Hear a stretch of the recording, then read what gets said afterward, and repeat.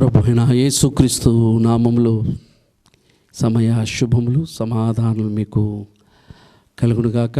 దేవుడిచ్చిన శ్రేష్టమైన సమయాన్ని బట్టి మరి ఒకసారి మీ గృహములలో రావడానికి దేవుడిచ్చిన కృపను బట్టి, అలాగే జియో మార్గం ఛానల్ మేనేజ్మెంట్ వారందరికీ వందనాలు చెల్లిస్తూ ఉన్నాను.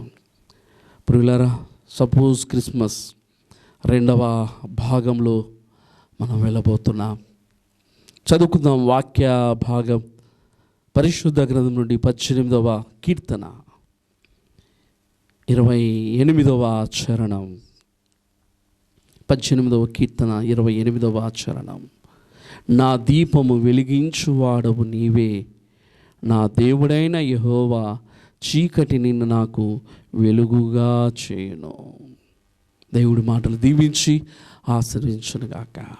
ప్రియులారా, చదువుకున్న వాక్య భాగంలో మనం చూస్తున్నాం, భక్తుడైన దావీదు అంటున్న మాట, నా దీపము వెలిగించువాడవు నీవే,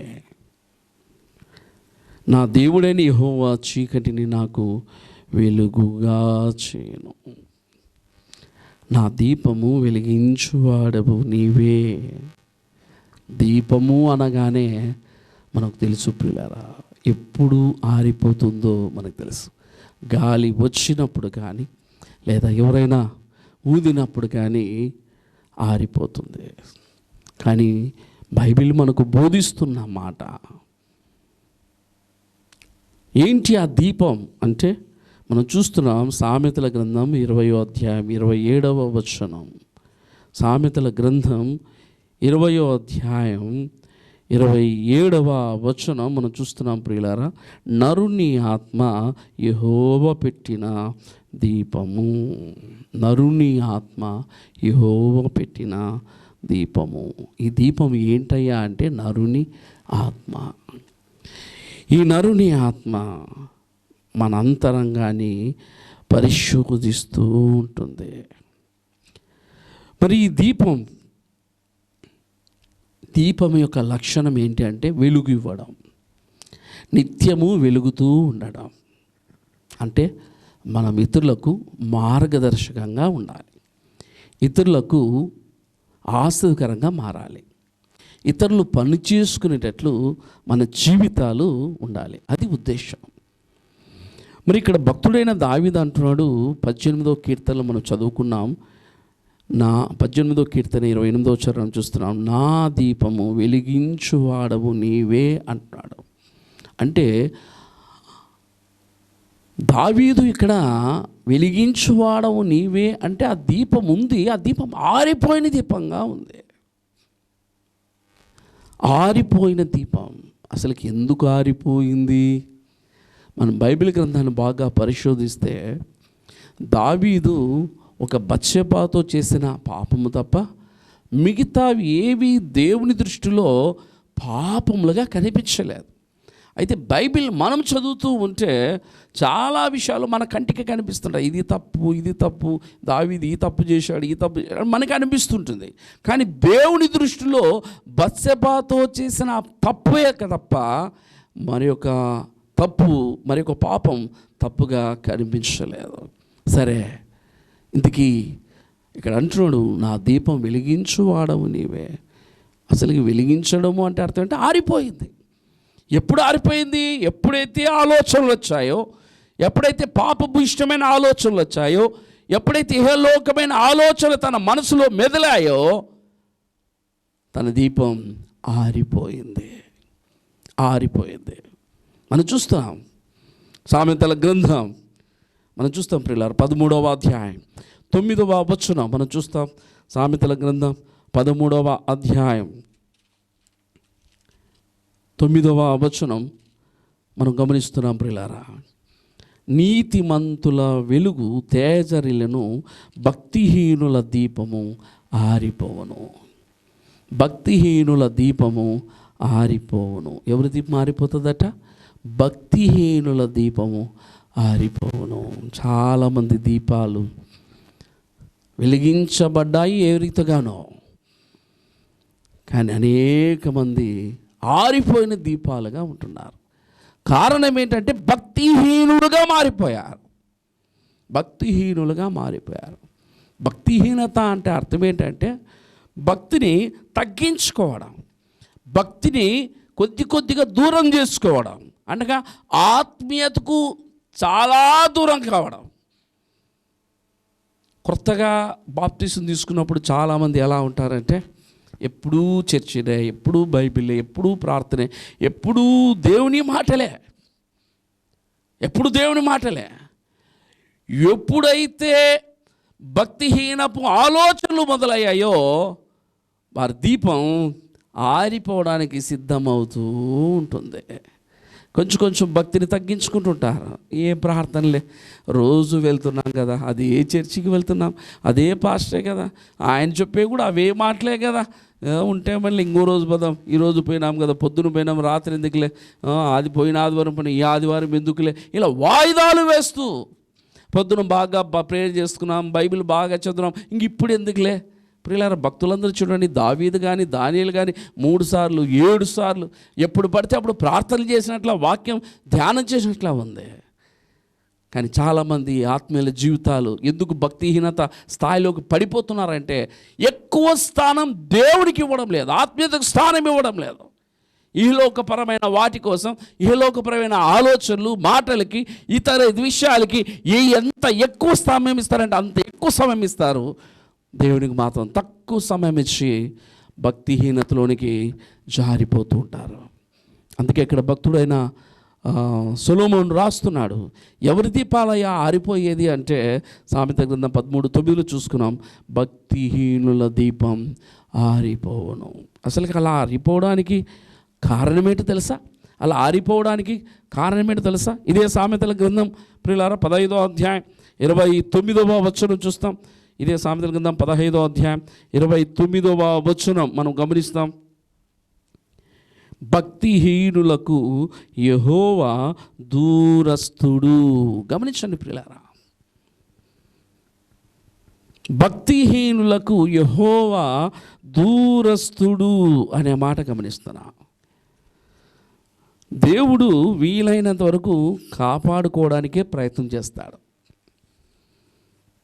మన పిల్లలు ఎవరైనా బురద కానీ గలీజ్ కానీ ఏదైనా అయితే మనం ఏం చేస్తామంటే వాళ్ళు వీలైనంత వరకు పరిశుభ్రపరచడానికే ప్రయత్నాలు చేస్తాం. వారు మరలా బురదలకు పోయినా మరలా కడుగుతాం. తల్లిదండ్రులకి అంత ఓపిక ఉంటే దేవాది దేవునికి ఇంకా ఎక్కువ ఓపిక అని బైబిల్ గ్రంథం మనం చాలా విషయాల్లో దేవుని ప్రేమను చూపిస్తూ ఉంది.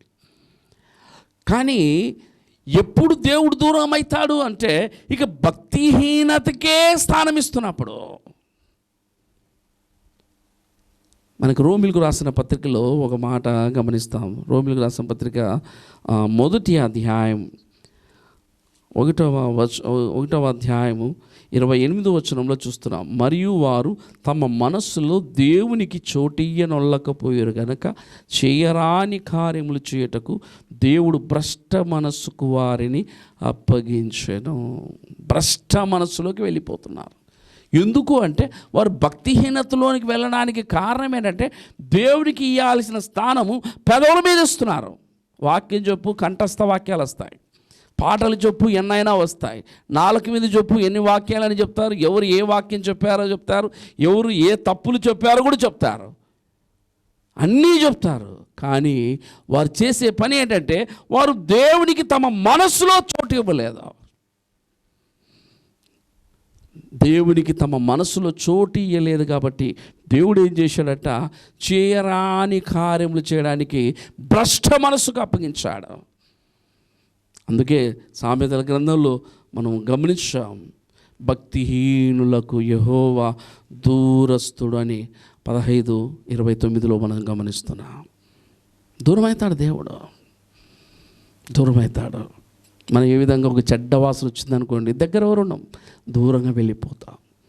దేవుడు కూడా అంతవరకు నేను ఖర్చుకొని ఉంటాడు, ఆలింగనం చేసుకొని ఉంటాడు, ప్రేమిస్తూనే ఉంటాడు. నువ్వు ఎన్నిసార్లు బలహీనమైన కాపాడుతూనే ఉంటాడు, ఎన్నిసార్లు పడిపోయినా లేపుతూనే ఉంటాడు. ఎందుకు? నా కుమారుడు పడిపోయినా లేపుతూనే ఉంటాడు. కానీ బురదము పక్కన నీళ్ళు ఉన్నాయి కదా అని మాటికి నువ్వు బురద అంటించుకుంటూ ఉంటే ప్రియులారా గమనించండి, దేవుడు కూడా ఏమవుతాడంటే విడిచేస్తాడు, దూరమవుతాడు. ఎన్నిసార్లు గద్దించినా వినకపోతే హఠాత్తుగా నాశనం. జాగ్రత్త. దేవుడు నిన్ను వెలిగించింది వెలిగించబడ్డానికి, నీలో ఉన్న దీపం ఆరిపోకుండా ఉండడానికి, నీ భక్తిని కాపాడుకోవడానికి. అయితే భక్తిహీనుల దీపం ఆరిపోతుందని వాక్యం ఉంది. ఎందుకు ఆరిపోతుందయ్యా అంటే వారికి యెహోవా దూరంగా వెళ్ళిపోయాడు. వారి భక్తిహీనతను చూచి దూరంగా వెళ్ళిపోయాడు. పరిశుద్ధుడైన దేవుడు పవిత్రతకు స్థానం ఇస్తాడు, కానీ అపవిత్రతకు స్థానం ఇవ్వడు. పౌలు కూడా అంటాడు, బయట వాళ్ళు తప్పులు చేస్తే క్షమిస్తాడు, కానీ సహోదరులే తప్పులు చేస్తే ఏ రీతిగా వారిని గౌరవించాలి అని. కొరింథీ పత్రికలో చాలా విషయాలు ఉన్నాయి. అన్నీ తెలిసిన నీవే దూరమైతూ ఉంటే, దేవుని భక్తిని తగ్గించుకుంటూ, ఆత్మీయతను తగ్గించుకుంటూ, ప్రార్థన తగ్గిస్తూ, వాక్యం చదువును తగ్గిస్తూ, సహవాసానికి దగ్గర కాకుండా దూరం అవుతూ ఉంటే, ఒకరోజు నువ్వు భక్తిహీనత నుంచి భక్తిలోనికి వెళ్ళకుండా భక్తిహీనతలోకి వెళ్ళిపోయి నీ దీపం ఆరిపోతుంది. ఎందుకంటే యెహోవా నీకు దూరం అయిపోయాడు కాబట్టి. ప్రియులారా, ఈ స్థితిలో నువ్వు ఉన్నావా? నీకు దేవుడు దగ్గర ఉన్నాడా, దూరం ఉన్నాడా?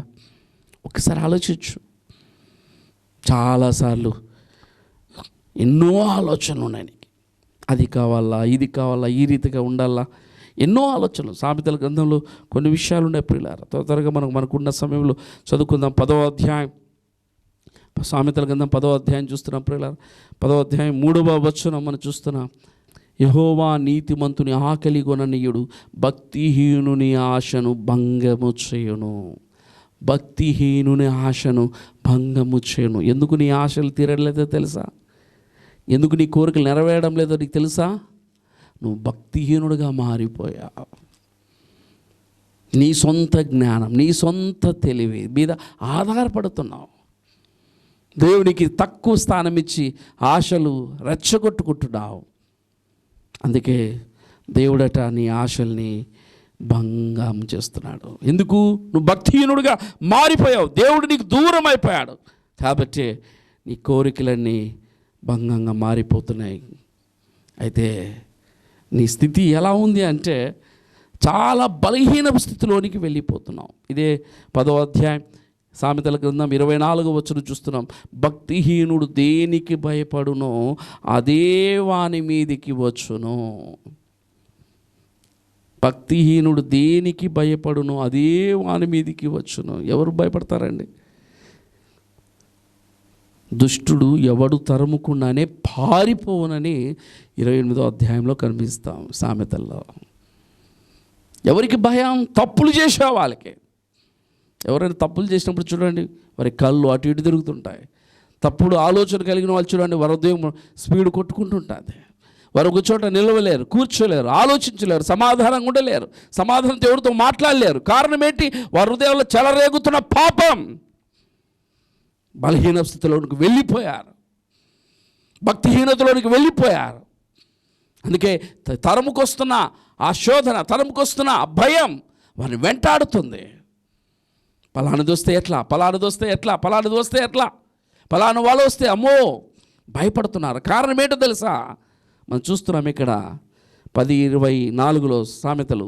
భక్తిహీనుడు దేనికి భయపడునో అదే వాని మీదికి వచ్చును. నువ్వు దేనికైతే నువ్వు భయపడుతున్నావో, దేవునికి భయపడకుండా దేనికైతే భయపడుతున్నావో, అసలు భయపడాల్సింది దేవునికి. నువ్వు దేవునికి భయపడితే ఇంక దేనికి భయపడాల్సిన పనిలే. నువ్వు దేనికైనా భయపడుతున్నావు అంటే, బలహీనమవుతున్నావు అంటే నువ్వు దేవుడికి భయపడలేదు మొట్టమొదట.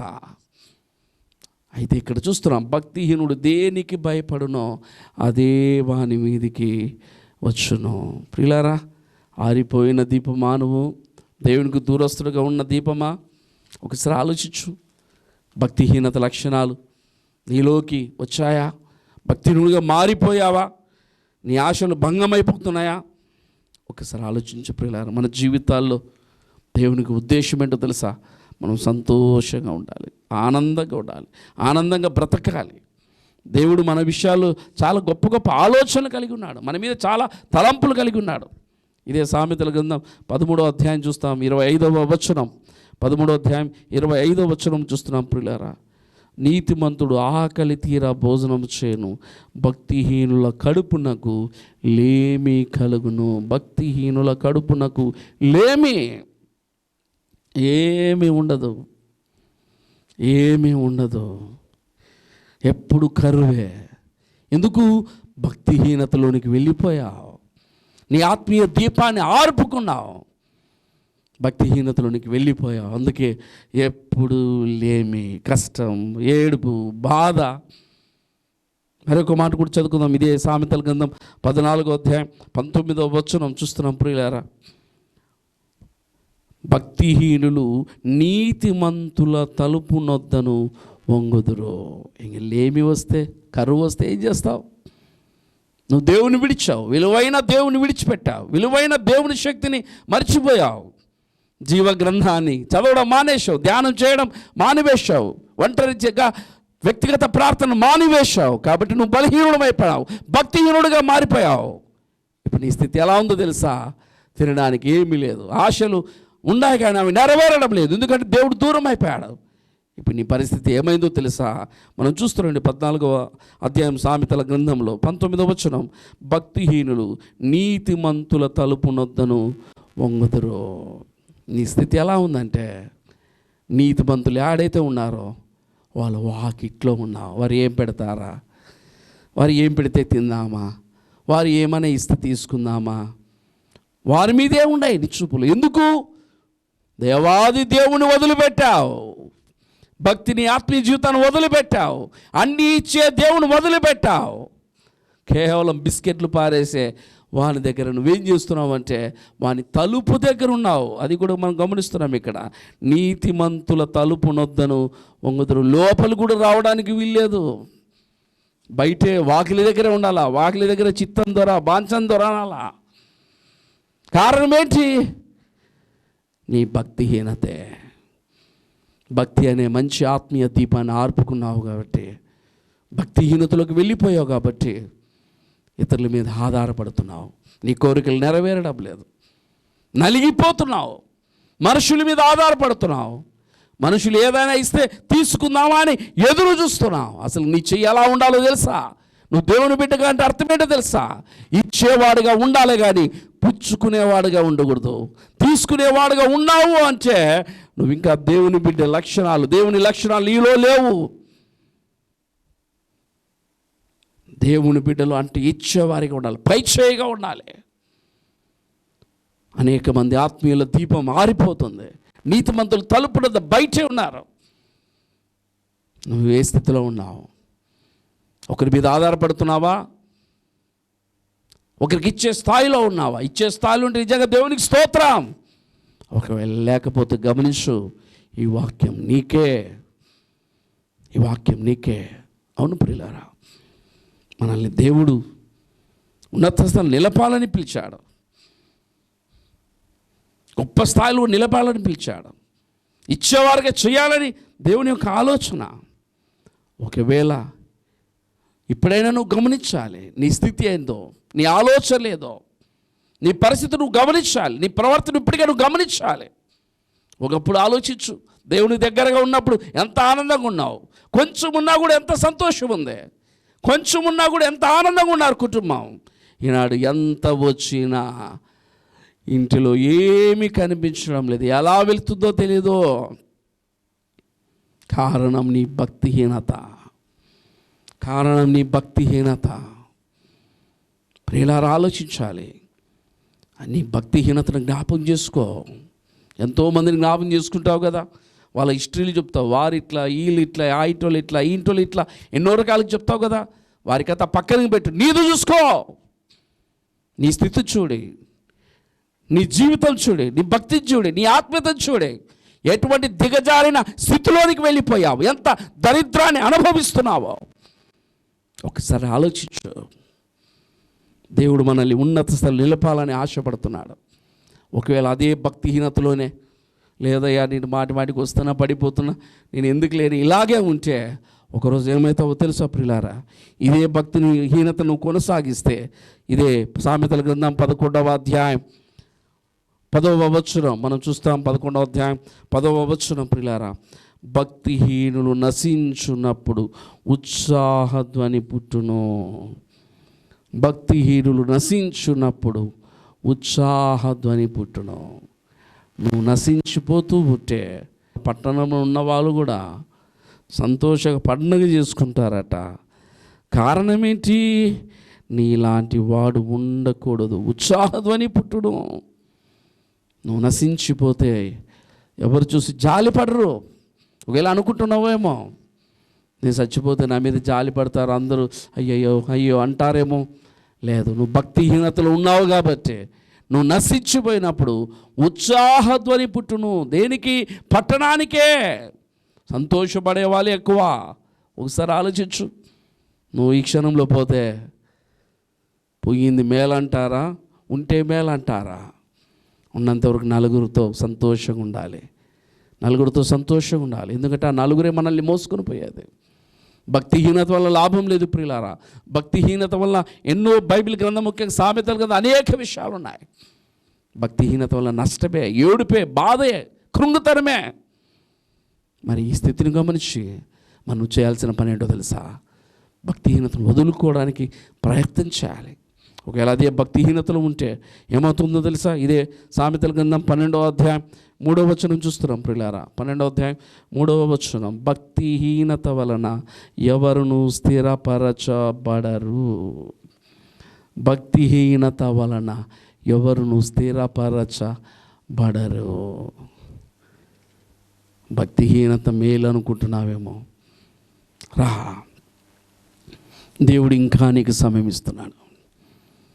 దేవుడు ఇంకా నిన్ను ప్రేమిస్తున్నాడు. ఒకసారి ఆలోచించు.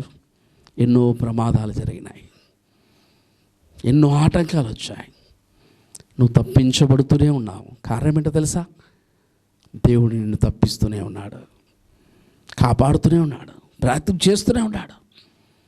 కానీలే, ఇప్పటికైనా నా కుమారుడు వస్తాడు, ఇప్పుడైనా నా కుమారుడు వస్తాడు, ఈసారైనా వస్తాడు, ఎదురు చూస్తున్నాడు. అదేనండి దేవుని ప్రేమ. దేవుని ప్రేమ అదే. ఆ దేవుని ప్రేమ నీలో నాలో ఎక్కువ కావడానికి దేవుడు కూడా ప్రయాసపడుతున్నాడు. భక్తిహీనత గురించి ఆలోచించు. ఈ భక్తిహీనత వలన ఎన్ని రకాలుగా నువ్వు నష్టపోయావు, ఎన్ని రకాలుగా బలహీనమైపోయావు. నీ కుటుంబ పరంగా, నీ పరంగా, ఆరోగ్యపరంగా అవమానం. దేవుని ముందు తల వచ్చాల్సిన నీవు నీతిమంతులు తలుపు నొద్ద, వాకిటి నొద్ద ఉంటున్నావు. కారణం ఏంటో తెలుసా? దేవుణ్ణి పక్కనకి పెట్టావు, దేవుని ఆలోచనలే పక్కనకి పెట్టావు. ఇప్పుడైనా ఆలోచించు ప్రియారా. ఆరిపోయిన దీపాన్ని వెలిగించడానికి దేవుడు సిద్ధంగా ఉన్నాడు. అందుకే దావీదు అన్నాడు, మనం మొట్టమొదట చదువుకున్నాం, కీర్తన 18:28లో, నా దీపము వెలిగించువాడవు నీవే. ఎవరు వెలిగించేది? దేవుడు వెలిగిస్తాడు. నువ్వు ఆర్పుకున్నావు, ఏ రీతిగానో ఆర్పుకున్నావు, కానీ వెలిగించడం ఇప్పుడు నీ చేత కాదు. దేవుని దగ్గరకు రా అంటున్నాడు దావీదు ఇక్కడ. నా దేవుడైన యెహోవా చీకటిని నాకు వెలుగుగా చేయను. ఇప్పుడంతా చీకటే కదా. నువ్వు ఒక్కసారి దేవుని దగ్గర మరలా వెలుగుతావు, రెండంతల వెలుగుతావు, నూరంతలుగా వెలుగుతావు. అందుకే 60వ అధ్యాయం మనం యెషయా గ్రంథం చదువుకుందాం. లెమ్ము, తేజరిల్లుము, నీకు వెలుగు వచ్చి ఉన్నది. నిన్ను వెలిగించడానికే యేసుక్రీస్తు నిజమైన వెలుగుగా ఈ లోకానికి వచ్చాడు. భక్తిహీనతలోకి వెళ్ళిపోయిన నీవు అలాగే ఉండవద్దు. నీ స్థితిని గమనించు, ఇప్పటికైనా గమనించు. మరలా దేవుని దగ్గర రావడానికి ప్రయత్నం చేయి. తప్పకుండా నా దేవుడు నన్ను దీవిస్తాడని, నన్ను ఆశీర్వదిస్తాడని, నాకు, నా కుటుంబానికి నిత్య వెలుగు ఆయన ఉన్నాడు, నేను మరలా దేవుని దగ్గరికి వస్తానని ఒక నిర్ణయం తీసుకో. ఇలాగే ఉండొద్దు. నేను ఉండలేనండి, నేను బ్రతకలేనండి, ఆత్మీయ జీవితాన్ని జీవించలేనండి, కొద్ది రోజులు పవిత్రంగా పరిశుద్ధంగా ఉంటా, మరలా పాపంలోకి వెళ్తా, ఆ బ్రతికే కన్నా, దేవుడికి చెడ్డ పేరు తెచ్చే కన్నా ఈ పాపంలోనే ఉంటానని ఒక నిర్ణయం తీసుకోవద్దు. నిన్ను వెలిగించడానికి దేవుడు సిద్ధంగా ఉన్నాడు. దేవుని వాక్యాన్ని చేత పట్టుకో. మనకు తెలుసు 119వ కీర్తనలో 105వ చరణంలో మనం చూస్తున్నాం. 119వ కీర్తనలో, నీ వాక్యము నా పాదములకు దీపమును, నా త్రోవకు వెలుగునై ఉన్నది. నిన్ను వెలిగించేది, నీ పాదాలను చెడు స్థలాలకు వెళ్ళకుండా చేయడానికి ప్రయత్నం చేసేది ఏంటో తెలుసా? దేవుని వాక్యం. నీ త్రోవను వెలుగుగా మార్చేది ఏంటో తెలుసా? దేవుని వాక్యం. ఆ వెలుగైన వాక్యాన్ని చేత పట్టుకో. ఆ జీవపు వెలుగైన వాక్యాన్ని నీ చేతిలో పట్టుకో. ధ్యానం చేయి, నిరంతరము ధ్యానం చేయి. ఎలా అంటావా? కూర్చునేటప్పుడు ఒక్కసారి ఆలోచించు, బైబిల్లో ఎవరైనా ఈ రీతిగా కూర్చున్నారా? ఒకవేళ నడుచుకుంటూ వెళ్ళేటప్పుడు ఒకసారి ఆలోచించు, ఈ విధంగా ఎవరైనా నడుచుకుంటూ వెళ్ళారా? ఆహారం తినేటప్పుడు ఆలోచించు, బైబిల్లో ఎవరైనా ఆహారం తిన్నారా? పండుకునేటప్పుడు ఆలోచించు, ఎవరైనా బైబిల్లో పండుకున్నారా అని. ఎన్నో చెప్పగలవు. నువ్వు బైబిల్ చదువుతుంటే ఇలాంటివి చాలా విషయాలు నువ్వు చెప్పగలవు. దివారాత్రం ధ్యానం చేయడం అంటే ఏంది అర్థము? పని పాటలని పక్కనకి పెట్టి బైబిల్ చదువుకుంటూ కూర్చోవడం అని కాదు. దావీదు తన పని చేసుకుంటూ, తన రాజ్యాన్ని, తన ప్రజలను పరిపాలన చేసుకుంటూ, తనకు అనేక మంది భార్యలు, కొడుకులు ఉన్నారు, వాళ్ళు చూసుకుంటూ, వారి వైపు వారికి కావలసిన అవసరతలు తీరుస్తూ, తన సంసార ధర్మాన్ని, కుమారుల బాధ్యతను తీరుస్తూ, ప్రజలకు న్యాయం చేస్తూ దేవుడి దగ్గర నిరంతరము దివారాత్రము ధ్యానం చేస్తున్నాడు దేవుడు, దావీదు. అందుకే ఆరిపోయిన తన దీపాన్ని వెలిగించమని ప్రాధేయపడుతున్నాడు. అప్పటి నుంచి దావీదు దీపం ఆరిపోలే. దావీదు ఎలా అయిపోయాడో తెలుసా? దేవునికి ఇష్టానుసారుడుగా మారిపోయాడు. దావీదు దేవునికి హృదయానుసారుడుగా మారిపోయాడు. దావీదుని వెలిగించిన దేవుడు నిన్నెందుకు వెలిగించుడు? దావీదుని గొప్పగా ఆశీర్వదించిన దేవుడు నిన్నెందుకు ఆశీర్వదించుడు? దావీదును ఉన్నత నిలబెట్టిన దేవాది దేవుడు నిన్నెందుకు నిలబెట్టడు? దావీదు మాత్రం చేయాల్సిన పని ఏంటో తెలుసా? పశ్చాత్తాపం. దేవుని దగ్గరికి వచ్చి పశ్చాత్తాపపడడం, నీ బలహీనతను, నీ పాపాన్ని ఒప్పుకోవడం, నీ అవిధేయతను, అజ్ఞానాన్ని దేవుని పాదాల దగ్గర పెట్టడం, నీ స్థితిని అంతా దేవునికి చెప్పుకోవడం. ఈ విధంగా చెప్పుకొని నీ పాపాన్ని ఒప్పుకొని పశ్చాత్తాపపడి, ఇక్కడి నుంచి పాపం చేయనయ్యా, నేను నీ దగ్గర ఉంటానయ్యా, నా దీపాన్ని వెలిగించయ్యా అని దేవుని దగ్గర ప్రాధాయపడుతూ వస్తే ప్రియులారా, దేవాది దేవుడు, దావీదును కరుణించిన దేవుడు నిన్ను దీవిస్తాడు, నీ కుటుంబాన్ని వెలిగిస్తాడు, అనేకులకు దీవెనకరంగా మార్చుకుంటాడు, నిత్య వెలుగు చేత నింపుతాడు. అటువంటి కృప దేవుడు మీకు, మీ కుటుంబాలకు నిండుగా అనుగ్రహించి తన నా మహిమార్థమై జీవింపచేయునుగాక. ఆమేన్. ప్రార్థన చేసుకుందాం. పరిశుద్ధుర మహోన్నతున మీకు వందనాలు. వినిన వాక్యం మా హృదయాలలో ఫలింపచేయండి. నా దీపం వెలిగించేవాడు నీవేనైనా. ఆరిపోయిన దీపం అనేక మంది భక్తిహీనులుగా మారి తమ దీపాలను ఆర్పుకుంటున్నారు. అలాంటి స్థితిలో ఉన్న వారి పట్ల అయ్యా మీరు తన్ని ప్రేమ కలిగి ప్రయత్నం చేస్తున్నారు రక్షించడానికే. వారు భక్తిహీనతని ప్రేమిస్తూ ఉంటే మీరు దూరం అయిపోతున్నారు. వారి మనసులో చోటు ఇయ్యలేదు కనుక భ్రష్టులుగా మారిపోతున్నారు. అనేక రకాలుగా ఆశలు అన్నీ భంగమైపోతున్నాయి. వారి కోరికలు నెరవేర్చబడకుండా నాశనానికి దగ్గరై ప్రభాన అనేక బలహీనులుగా మారిపోయి మీకు దూరం అయిపోతున్నారు. కరుణించండి, కాపాడండి. ఎవరైతే భక్తిహీనతలు పూర్తిగా వెళ్ళిపోయి నాశనానికి దగ్గర అవుతున్నారో అలాంటి వారి పట్ల మీ కృప చూపించండి. దావీదును రక్షించిన దేవా, దావీదు మాదిరి ప్రభు ఎవరైతే వాక్యం వింటున్నారో వారు కూడా తమ పాపాన్ని మీ సన్నిధిలో ఒప్పుకుంటూ పశ్చాత్తాపపడుతూ పవిత్రంగా పరిశుద్ధంగా జీవిస్తూ నీకు సాక్షులుగా ఉండడానికి సహాయం చేయండి. వినిన వాక్యం ప్రతి హృదయంలో ఫలింపచేయండి. దావీదును వెలిగించిన దేవా, ఈ బిడ్డలను కూడా వెలిగించమని, వీరి కుటుంబాలను నిండుగా దీవించమని, నీ కృపాక్షేమములు ఎల్లప్పుడూ వీరి కుటుంబాలకు అనుగ్రహించమని, నిత్య వెలుగు చేత వీరిని ఆశీర్వదించి నిత్య సాక్షులుగా జీవింపచేయమని యేసు నామములో ప్రార్థించున్నాము తండ్రి. ఆమేన్. తండ్రి, కుమార, పరిశుద్ధాత్మ త్రియేక దేవుని కాపుదల మీకు, మీ కుటుంబాలకు నిత్య వెలుగు దేవుడు ఎల్లప్పుడూ ఉండునుగాక. ఆమేన్. ఆమేన్. God bless you. Thank you.